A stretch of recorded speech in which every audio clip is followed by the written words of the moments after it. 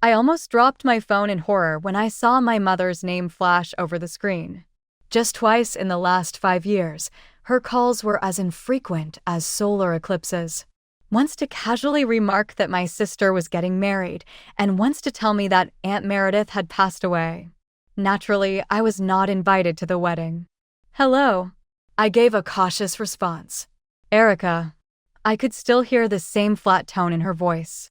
"This weekend, your sister Vanessa and her spouse are coming to visit. They're hoping to see you. Join us for supper on Friday at 6 o'clock. She hung up after that. I gazed at my mobile device.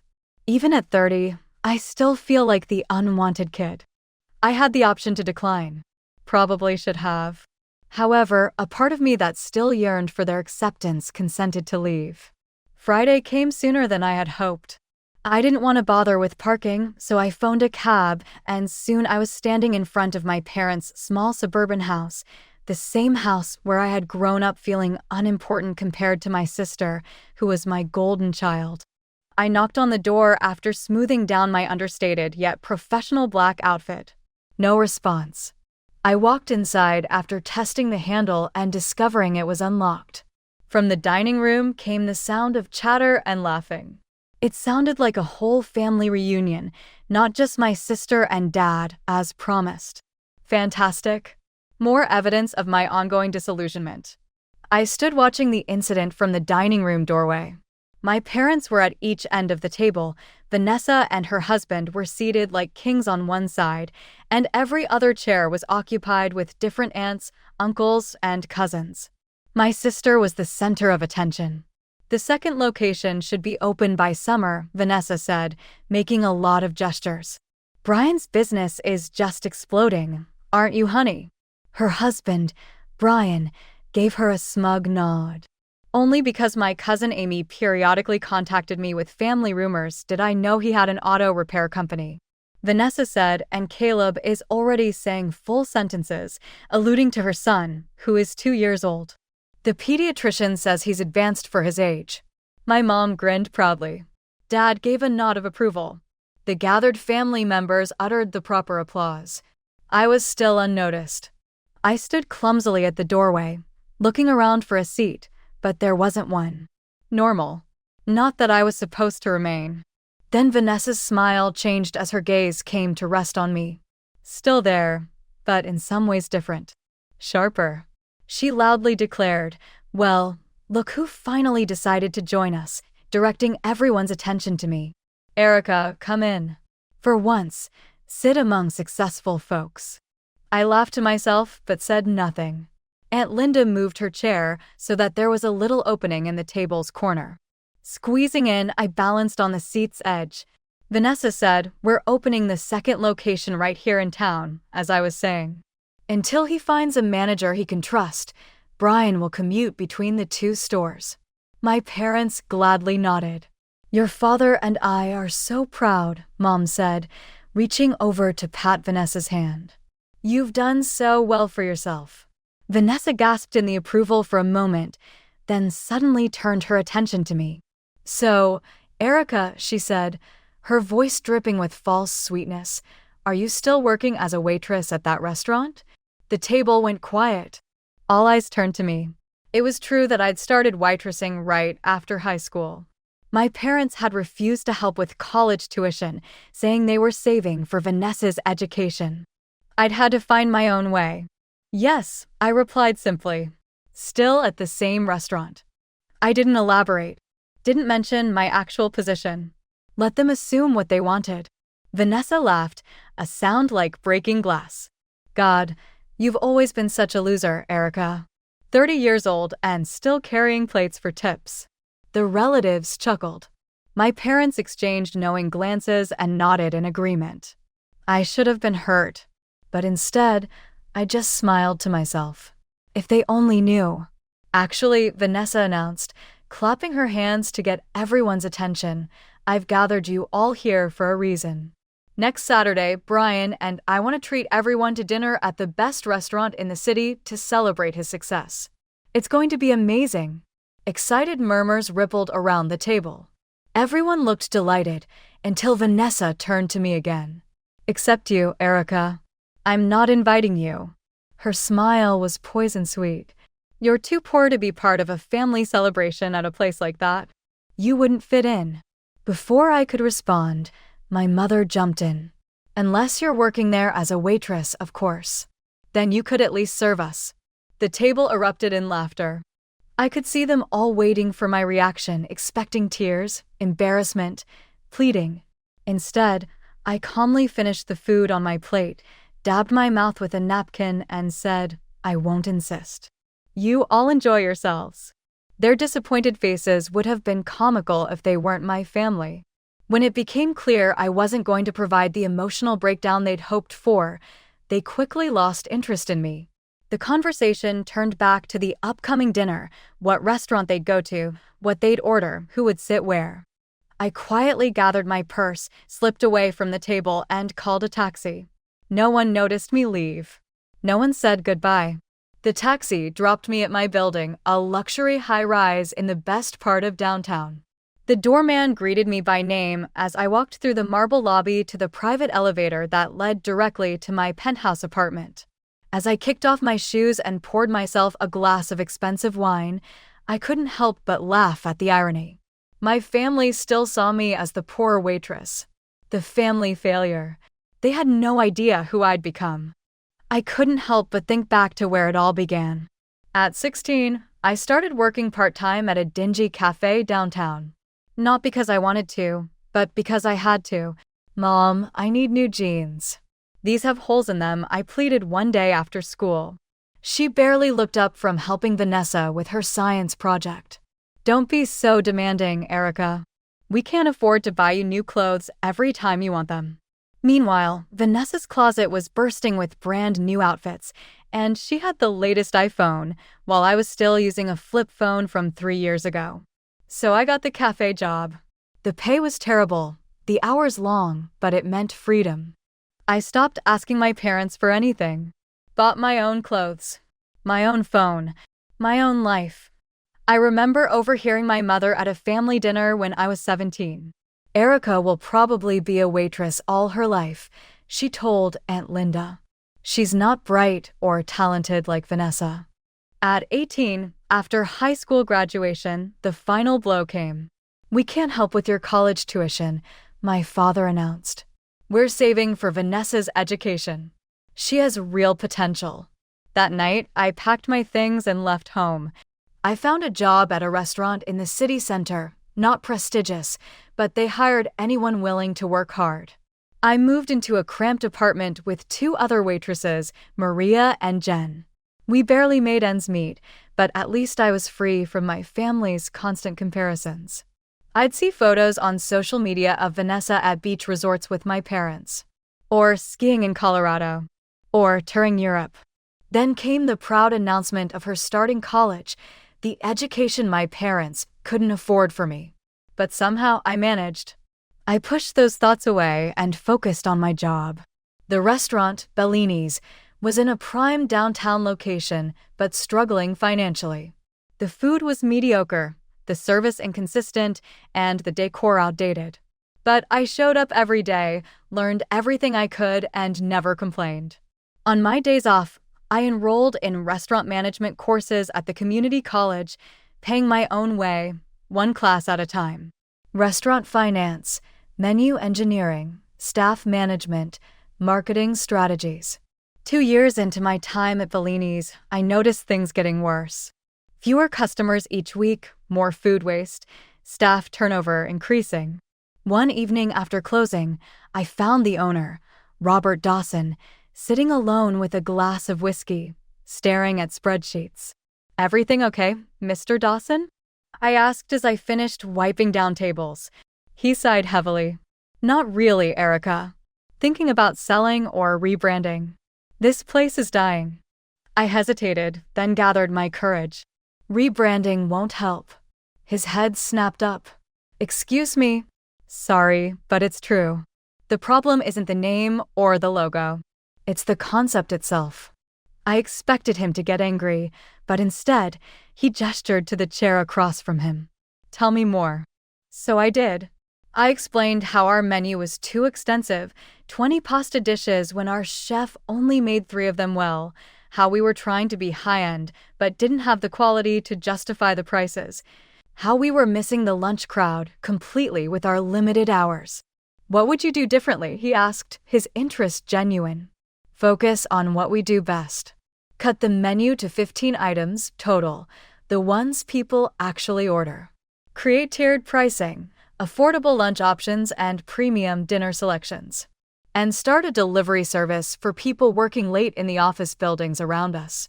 Robert stared at me. "Where did you learn all this?" "Management courses at the community college and watching this place lose money for 2 years." He laughed, not mockingly, but with surprise. "How old are you, Erica?" 22. Robert nodded slowly. "How would you like to be Bellini's new restaurant manager? Help me implement these changes. I need someone who understands both the theory and the reality of this business. Someone who sees problems and solutions, not just complaints."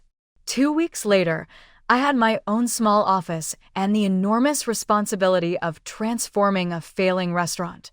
It was terrifying and exhilarating. I worked 18-hour days, redesigning menus, retraining staff, establishing new systems, and overseeing a modest renovation that made the place feel contemporary without being trendy. 6 months later, Bellini's had lines out the door. Our delivery service was running nonstop during lunch and dinner. We'd cut costs by 30% while increasing revenue by 45%. Within 2 years, we opened a second location across town, then a third in the financial district, each one profitable from day one because we'd refined our model to near perfection. On my 24th birthday, Robert invited me to dinner not at one of our restaurants, but at the most exclusive place in the city. "I have a proposition for you," he said after we'd ordered. "I want to make you a partner, 30% ownership in all current and future restaurants in our group." I nearly choked on my wine. "That's too generous." "It's not generosity. It's business. You've turned one failing restaurant into 3 successful ones. I'd be an idiot not to lock you in as a partner before someone else steals you away." That night changed everything. I wasn't just an employee anymore. I was an owner. We expanded rapidly after that, opening 2 more locations within a year. By my 26th birthday, I bought my penthouse apartment. By 28, I had my own investment portfolio.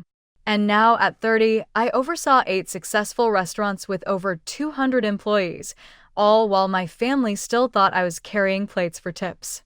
I snapped back to the present as my phone chimed with a notification. It was a message from Melissa, our reservation manager at the original Bellini's location. "Just confirmed a large party booking for next Saturday evening, 7 p.m. Name: Vanessa Cooper." I stared at the message, then burst out laughing. Of all the restaurants in the city, my sister had chosen mine for her big family celebration, the very celebration I wasn't good enough to attend. I spent the week leading up to Saturday in a state of nervous anticipation. Every time I thought about my family walking into my restaurant, not knowing it was mine, I felt a strange mix of anxiety and excitement. Robert noticed my distraction during our weekly management meeting. "Everything okay?" he asked after everyone else had left the conference room. "You seem off today." Robert had become more than a business partner over the years. He was a mentor, a friend, and the closest thing to family I had these days. His wife, Diane, and their kids often invited me over for holidays when they knew I had nowhere else to go. "My sister's bringing my entire family to Bellini's on Saturday," I explained. "The original location?" I nodded. His eyebrows shot up. "The same family that thinks you're still a waitress? The ones who didn't invite you to the dinner?" I nodded again. "Well, that's convenient," he said with a slow smile. "Are you going to tell them?" "I'm thinking about it." Robert leaned back in his chair. "Erica, I've known you for 8 years. You've rebuilt my business, expanded it beyond what I thought possible, and never once have you asked for recognition from anyone except those people. Don't pretend this isn't important to you." He was right. Despite all my success, some part of me still craved my family's approval, or at least wanted to see their faces when they realized how wrong they'd been about me. I'll be there, I decided. Saturday evening arrived, and I was a bundle of nerves. I arrived at Bellini's an hour before my family's reservation, checking that everything was perfect, not that I needed to. Our staff was impeccable, but it gave me something to do. I changed into a tailored black dress and my executive name badge, which clearly stated Erica Mitchell, owner and executive director. Then I positioned myself in my office, which had a glass window overlooking the main dining room, and waited. They arrived in a group: my parents, Vanessa and Brian, several aunts and uncles, and a few cousins. 14 people total, all dressed in their finest. I watched as the host led them to the large round table in the center of the dining room, our best table, which Melissa had reserved without my asking. Vanessa was holding court, gesturing grandly, clearly the center of attention. My parents beamed with pride, nodding at whatever she was saying. It was like a scene from my childhood playing out all over again. I stayed in my office until they had ordered drinks and appetizers. Then, taking a deep breath, I stepped out and walked slowly toward their table. My cousin Amy spotted me first. Her eyes widened slightly, but she didn't say anything. Then, one by one, the others noticed me approaching. "Well, look who it is," Vanessa announced loudly. "Are you going to be our waitress tonight?" "How perfect." I smiled calmly. "Actually, I won't be able to serve you tonight. Too busy with other tables." Brian smirked. "Too busy running the restaurant," I replied, gesturing to my name badge. And the 7 others in our group. The silence that followed was deafening. My mother's mouth fell open. My father's face turned an interesting shade of red. Vanessa looked like she'd been slapped. "You own this place?" my father finally managed to ask. I corrected him. "With Robert Dawson. We've been partners for 6 years now." "But you said you were still working at the same restaurant," my mother said accusingly. "I am. I just didn't specify my position," I shrugged. "You never asked." Aunt Linda, who had made space for me at the family dinner, was the first to recover. "Erica, this is wonderful. The restaurant is beautiful. You must be so proud." Suddenly, everyone wanted to talk to me. How had I done it? When had this happened? Why hadn't I told them? My cousins looked impressed. My aunts and uncles seemed genuinely interested. Only my immediate family, my parents and Vanessa, sat in stunned silence. "Sorry to interrupt your celebration," I said, "but I just wanted to recommend today's special. The truffle risotto is exceptional, though at $80 per plate, it might be a bit expensive." I looked directly at Vanessa as I said this, echoing her words about me being too poor to attend. Her face flushed with anger and embarrassment. She'd lost her audience. All attention had shifted to me. "I should get back to work," I said. "Enjoy your evening." I returned to my office, closing the door behind me. Through the window, I could see the chaos I'd left behind. My relatives were all talking at once. Vanessa was red-faced and furious, snapping at Brian whenever he tried to speak. My parents looked dazed, occasionally glancing toward my office. I should have felt triumphant. This was the moment I'd sometimes fantasized about, the big reveal, the shocked faces, the sudden realization that they'd underestimated me all along. But instead, I felt empty. Their approval or disapproval shouldn't matter anymore. I had built a life without them, succeeded without them. What was I trying to prove? I turned away from the window and focused on my laptop, reviewing plans for our newest location. We were expanding to another city next month, our first venture outside the metropolitan area. There was still so much work to do. An hour later, as my family was finishing their desserts, my office phone rang. "It's the host station. Miss Mitchell, your parents are asking to speak with you before they leave." I hesitated, then agreed to see them. They entered my office nervously, looking around at the awards on the walls, the framed restaurant reviews, the photos of me with Robert at each grand opening. "This is quite impressive, Erica," my father said stiffly. "Thank you. We'd like to have dinner with you sometime," my mother added. "At your home. We'd love to see where you live now." I knew exactly what was happening. Suddenly, I wasn't the family failure anymore. I was successful, wealthy, worth acknowledging, worth knowing. I'm sorry, but I'm extremely busy right now, I told my parents. Opening a new location takes all my attention. Have a good night. After they left, I watched through my office window as the family gathered outside the restaurant. My sister was gesturing wildly, clearly upset that her big celebration had been overshadowed. My parents looked shell-shocked. The rest of the relatives kept glancing back at the restaurant, probably still processing what had happened. The next morning, Sunday, I woke to 3 missed calls from my parents and a text message asking when we could meet. I didn't respond. Monday brought 5 more calls and a voicemail from my mother suggesting lunch at any restaurant I choose.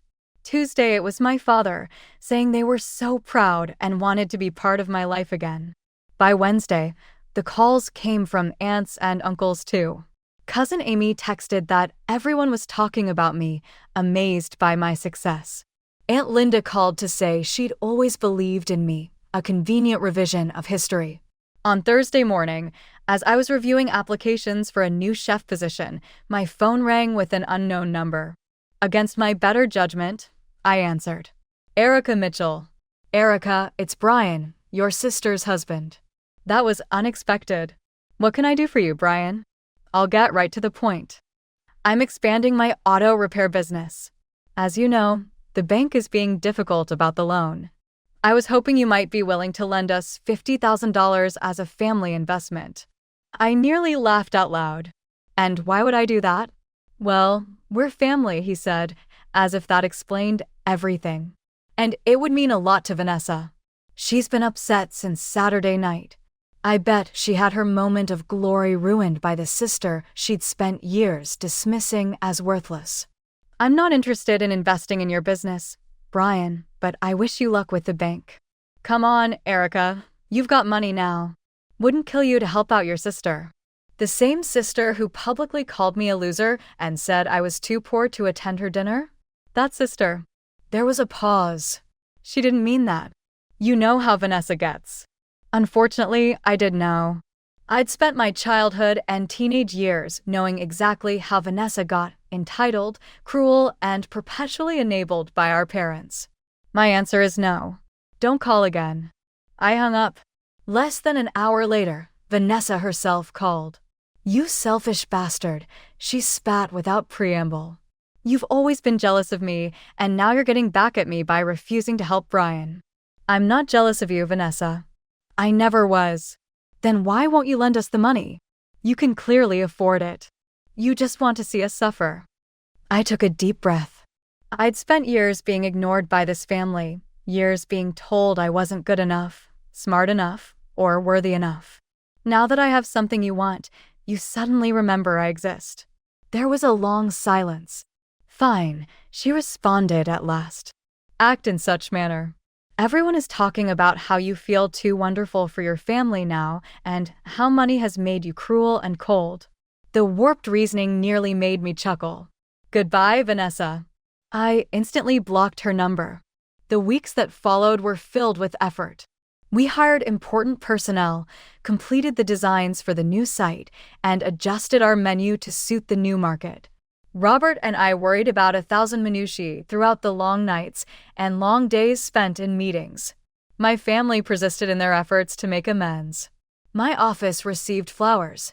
My mother's voicemails were filled with tears. I received an email from my father recalling my early achievements, which he had never recognized before. I paid them all no attention. You know, Robert remarked one evening while we were going over the new location's architectural plans, you could just meet with them once and get it over with.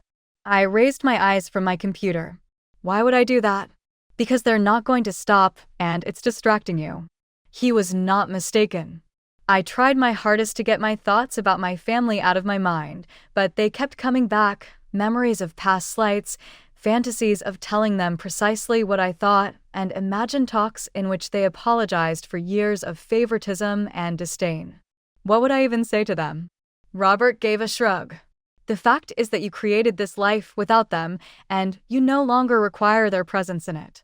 or that you desire a relationship, but only under different conditions. In any case, getting closure might help you go on. I said, maybe, but not just yet. There is too much work for us to do. And we did. It was our largest project to date, and the new location was no exception. In addition to a restaurant, we were building a gourmet event venue with rooftop bar, cooking lessons, and private dining areas. It was costly, ambitious, and just the kind of challenge I was looking for. Robert and his wife Diane took me out to celebrate fresh starts on the day we signed the lease. Diane raised her glass and toast. To the best business partner Robert could have found, she said. I still can't believe you were only 22 when you pitched me that restaurant overhaul, Robert continued. Smartest decision I ever made was listening to you. I said, thank you, with a sense of warmth that was unrelated to the wine. For believing in me when no one else did, and for taking a risk on me.